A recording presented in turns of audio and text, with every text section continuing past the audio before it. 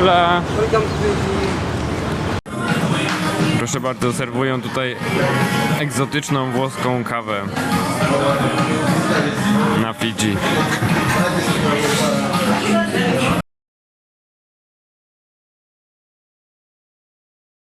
Tak, więc to jest nasz fantastyczny kierowca, któremu od 20 minut mówimy, że już musimy jechać, ponieważ mówił, że wyjeżdżamy o 12, jest 20 po i chodzi sobie tak, zbiera jeszcze ludzi, mimo że jest pełny autobus, czy busik, to nazbierał tych ludzi, bo ich zbierał do końca i jak teraz jest pełny, no to chodzi sobie i jeszcze, nie wiem, no po prostu ma w dupie, a jak dojedziemy na lotnisko, to mamy 10 minut na check-in mniej więcej i samolot 30 minut później, więc no, drogi widzu, życz nam szczęścia.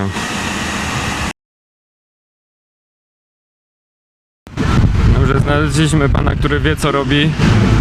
Jak dobrze pójdzie, no to będziemy jakieś 7 minut przed zamknięciem check-inu. Jak dobrze pójdzie, a idzie jak na razie nieźle, chociaż sytuacje już były różne. Także teraz się trochę uspokoiła sytuacja, ale wcześniej jechaliśmy mniej więcej w taki sposób, że pan omijał na pasach rodzinę z dziećmi, przejeżdżając na czerwonym świetle, a drugim razem prawie zaliczyliśmy czołówkę, ale no, jak dla mnie bardzo dobrze, tak powinniśmy jechać, jak się nam śpieszy. Oczywiście pan miał niewzruszone oczy w lusterku, bo tylko oczy mu widać w lusterku, no i były totalnie niewzruszone.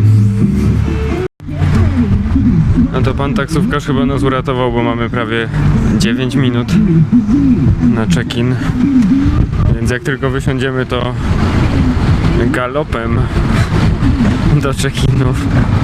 Mega robotę zrobił. Co prawda parę razy było różnie, ale jesteśmy zadowoleni. Dobra, piąteczka.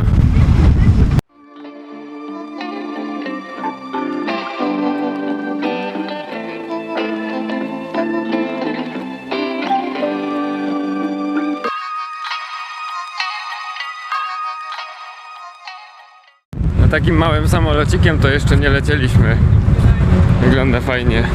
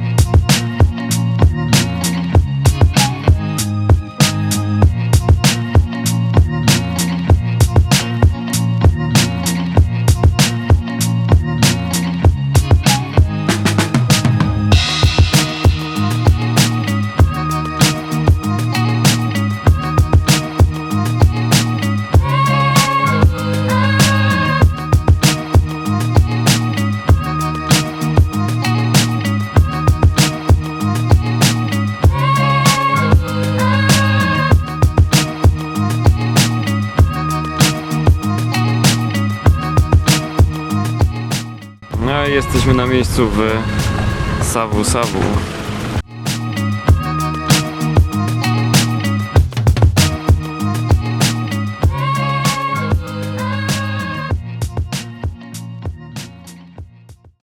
Dobrze, jesteśmy na miejscu, idziemy łapać autobus do centrum. A za nami mamy widoczek. Znaczy widoczek. Mam na myśli, że tam jest nasza chatka. Jedzie ten bus, czy nie jedzie? Może przyjedzie z drugiej strony. Nie może przyjechać z drugiej strony, bo jest ruch taki właśnie lewostronny, więc przyjedzie stamtąd. Zatrzymał się pan i stwierdził, że nas podwiezie do miasta. Jako że autobus się spóźniał już 20 minut, no to chyba najlepsze rozwiązanie. No to przyjechaliśmy do Sawu Sawu z panem taksówkarzem jednak, bo nasz pan, który nas zabrał na stopa, powiedział, że musi gdzieś tam wcześniej wysiąść, no i tak oto właśnie przyjechaliśmy z panem taksówkarzem, kawałek za $3, więc wcale nas nie okradł, tak jak niektórzy.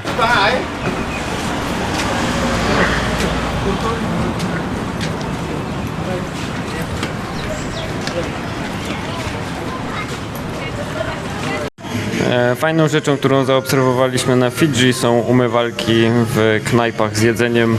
Można sobie umyć ręce po prostu jak człowiek.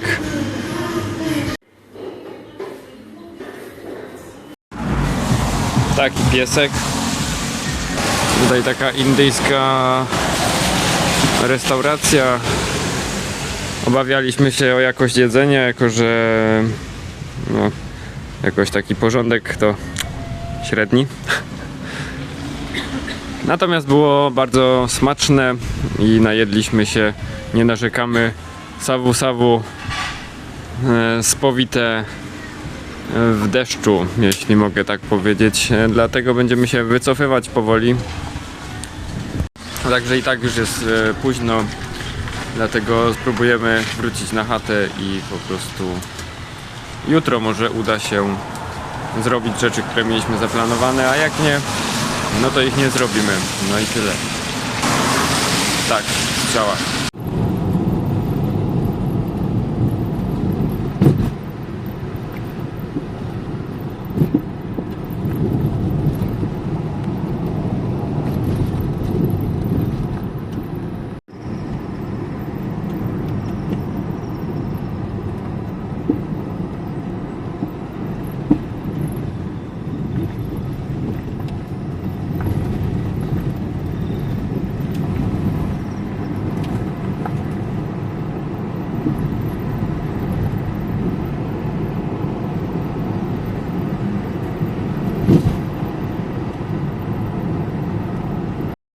Bula wszystkim, cześć. Robimy drugie podejście do Sawu Sawu, bo wczoraj jako, że padało, no to znowu nie chciałem zmoczyć sprzętu i po prostu wróciliśmy jak najszybciej. W miarę możliwości, szybko jak szybko, bo ta droga powrotna, droga jest tutaj paradoksalnie tania. Wszędzie są takie dziurwy, po prostu takie dziurwy, że jak jadą kierowcy, no to muszą czasami zjeżdżać na drugi pas, żeby omijać, i jak się jedzie w nocy dodatkowo, no to są dodatkowe takie właśnie smaczki, że tu trzeba zjechać, tam trzeba zjechać. Szalona jazda z kierowcą taksówki, nie był zbyt zadowolony, że musi tu jechać. Natomiast mówił, że wszystkie tak wyglądają drogi, no więc co za różnica. No to jedziemy do Sawu Sawu. Tam jeszcze w tle nasz domek, nie wiem, nie, to nie jest nasz. Nasz był gdzieś tam dalej, nieważne. W każdym razie czekamy na busa albo jakiegoś stopa łapiemy i lecimy do Sawu Sawu. A historię o 6 jeszcze opowiem, tylko chyba nie teraz, jakoś później, bo brakuje mi trochę miejsca na nagrywania. Jeszcze coś jest do nagrania. Dobra, do zobaczenia. Weronika nie traci czasu i już łapie busa, stopa. O, dokładnie.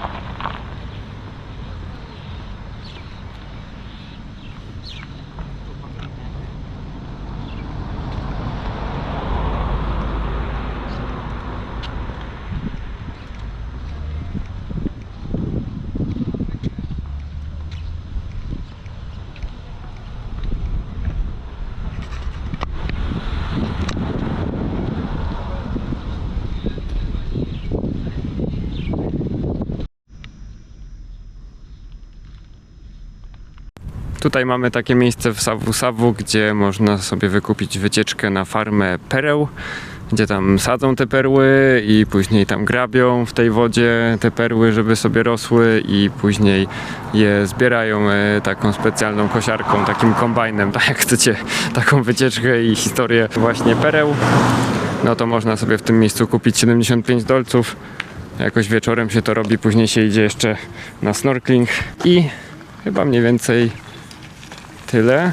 A jeszcze później jest jakieś jedzenie, także chyba całkiem fajna wycieczka. Okoliczną atrakcją tutaj w Savu-Savu są takie gorące źródła, na których ludzie również gotują sobie jedzenie, gdyż woda sięga prawie 100 stopni, 90 parę.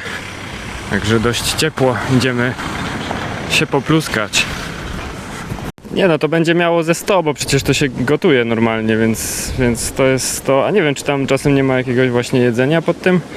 Ktoś sobie nie pichci obiadu?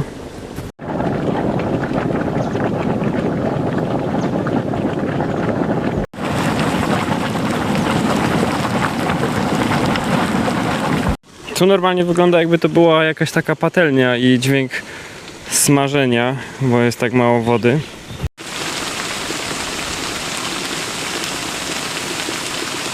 No dobra, no to póki mamy chwilę, to opowiem na szybko historię tego oszusta, wariata, złodzieja. Więc stwierdziliśmy w którymś momencie, że dobra, to już jest czas, żeby ruszyć w stronę lotniska, na lotnisko w Suwie. Znaczy ono jest kawałek od Suwy, jakieś takie pół godziny się jedzie. No i stwierdziliśmy, że dobra, taksą jechać, może jechać taksą, może nie, zobaczymy, może jest jakiś taki busik, taki tam 9 osób i może po prostu da się takim busikiem jechać na lotnisko, jakoś taniej, lepiej, szybciej, no kto wie. A więc przechodziliśmy koło miejsca, gdzie tacy właśnie są nawoływacze na te busiki, no i stwierdziliśmy, że dobra, no to będzie świetny pomysł, gość tutaj, proszę bardzo, dzień dobry panu, jedzie pan na lotnisko? Tak, oczywiście jadę. Ile to będzie kosztowało? 20 dolców od osoby. Okej. A wiesz pan, ile tam taksówa kosztuje? A 150. A ja mówię, że no na pewno 150, niemożliwe. Mówi, no tak, 25 za osobę, a u mnie jest 20. A mówię, okej, dobra. No i stwierdziliśmy, że faktycznie taksa będzie gdzieś kosztowała podobnie, może nie więcej, może podobnie, ale jak już znaleźliśmy gościa, powiedział, że odjeżdża o 12, była 11:30. No to stwierdziliśmy, że jak o 12:30 będziemy, no to jeszcze będziemy mieli takie, ile tam miało być, 40 minut do zamknięcia check-inu. No to siedzimy, czekamy, zbliża się 12, no nie bardzo, tam chłop gdzieś się krząta. No to idę i mówię, że halo panie, dzień dobry, jeszcze raz, 12, jedziemy, nie? On mówi, że tak, już jedziemy 5 minut, Fiji time i tak dalej. Okej, no dobra, no tak faktycznie u nich działa z tym czasem trochę różnie. No więc dobrze, czekamy, jest 10 po, w dalszym ciągu nie jedziemy, on tam w międzyczasie napycha busa ludźmi, jacyś tam ludzie siedzą obok na ławce na przystanku i no i tak mija ten czas, już jest 15 po, już dość jesteśmy coraz bardziej zdenerwowani, bo tam coraz mniej tego czasu na check-in mamy, a chłop dalej bailando, sielanka i totalnie ma gdzieś wszystko, mówi ciągle, że tak, już jedziemy. W końcu jak już było, to się w tym momencie gdzieś działo, jak było 15, 16, 17 powiedzmy po, no to już mówimy gościowi, że jeżeli nie pojedziemy w tym momencie, to prosimy o hajs z powrotem i jedziemy taksą. I on mówi, że dobra, to jak zapłacicie teraz po 20 dolców za 2 brakujące miejsca jeszcze, to jedziemy od razu. Zrobiłem takiego facepalma i powiedziałem, że nie. No więc gość poszedł, ale jakoś przechodził, mówię, że dobra,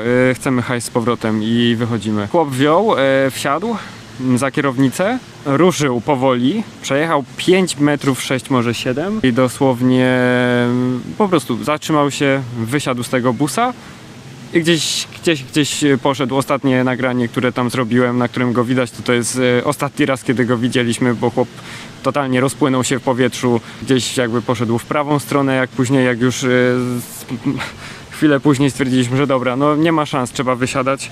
Strasznie mnie muchy atakują.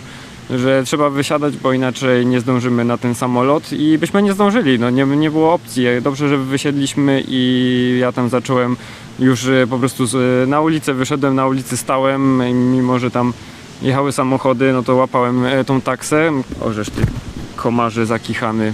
Każdy taksiarz mówił, że nie, że ja już jestem zajęty, ale że tamten kolejny pokazuje na kolejnego, a kolejny na kolejnego, kolejny na kolejnego. W końcu się udało, że gość powiedział, że dobra, jedziemy, no i pojechaliśmy za te 3 dychy. Oczywiście daliśmy mu coś ekstra za to, że jechał jak wariat i nas dowiózł na czas.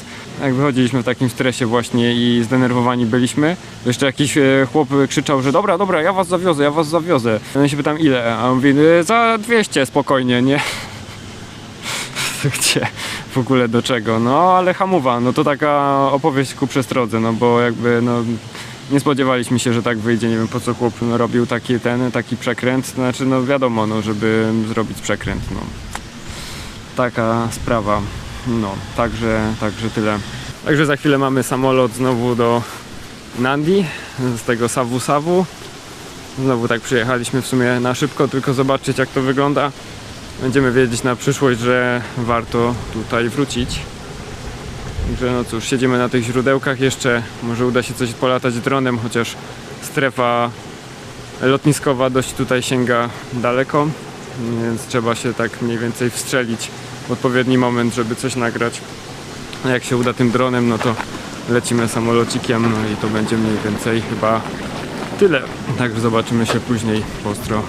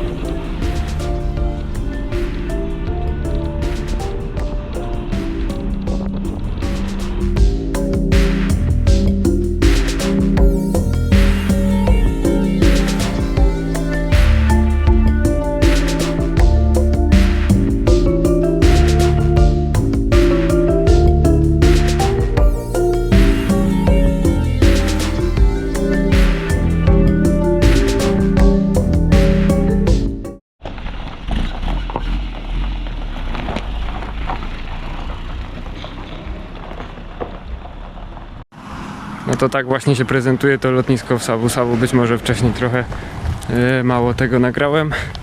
No, także to jest cały terminal.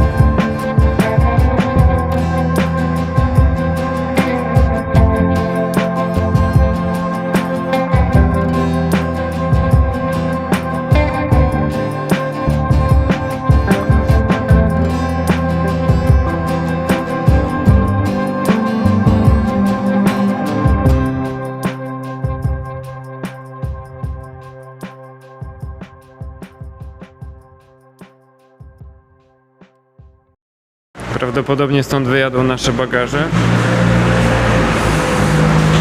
Tak, panowie przyjechali z całymi 3 walizkami i będą je tu właśnie wrzucać.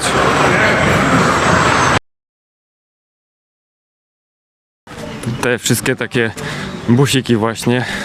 To jest wszystko jedno wielkie oszustwo, to nie ma co w ogóle się do tego... Bula! Lotnisko przed nami. Ogólnie wczoraj trzeba uważać tutaj na tym, jak się chodzi, mimo że wszyscy chodzą jakoś ulicą, no to wczoraj taksiarz był wielce oburzony, jak już skakałem do rowu, żeby ocalić życie, bo w ogóle nie zwalniał, jadąc w moim kierunku. A jak właśnie był wielce oburzony i mówię mu, że no panie, a on mówi, przejście jest tutaj, czyli metr obok miejsca, w którym przechodziłem. No, także powiedziałem mu tylko, że po co tak szybko jeździsz, i się nic nie odezwał, także zniszczyłem go. Dobrze, lotnisko, czas się odprawić i wracać do tej zimnej Nowej Zelandii.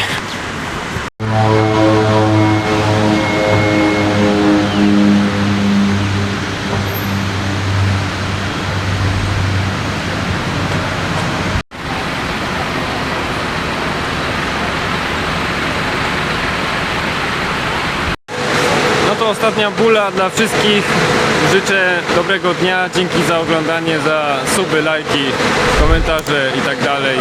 Mam nadzieję, że się podobało. Nam się podobało, więc myślę, że to co tam zostało wrzucone godnie odwzorowuje to, jak to wyglądało. No to nic, oczywiście nie zwalniamy tempa, zaraz jak wrócimy na tą zimną Nową Zelandię, no to nowe materiały zostaną nagrane, plan jest. Także tylko go wykonać. No i lecimy. Ostatnie spojrzenie, jak wygląda lotnisko na zewnątrz. No bo całkiem fajnie. Także trzymajcie się wszyscy, dzięki, pozdrawiam. Winaka. W drodze na lotnisko miałem tylko jedną prośbę, czyli miejsce przy oknie. No i proszę bardzo, spełniło się. Taka fajna rzecz, którą zauważyliśmy, no to na tych wysepkach ludzie przy odprawie, ci odprawiający, nie zwracają zbytniej uwagi na wagę bagażu podręcznego. Ponieważ ja miałem 7,4, no to tam się nie ma co przyczepić, a Weronika miała 8,8, kiedy jest 7 dopuszczalnych i jakby nawet nie zwróciła na to uwagi, po prostu przykleiła tą taką karteczkę, no i poszliśmy.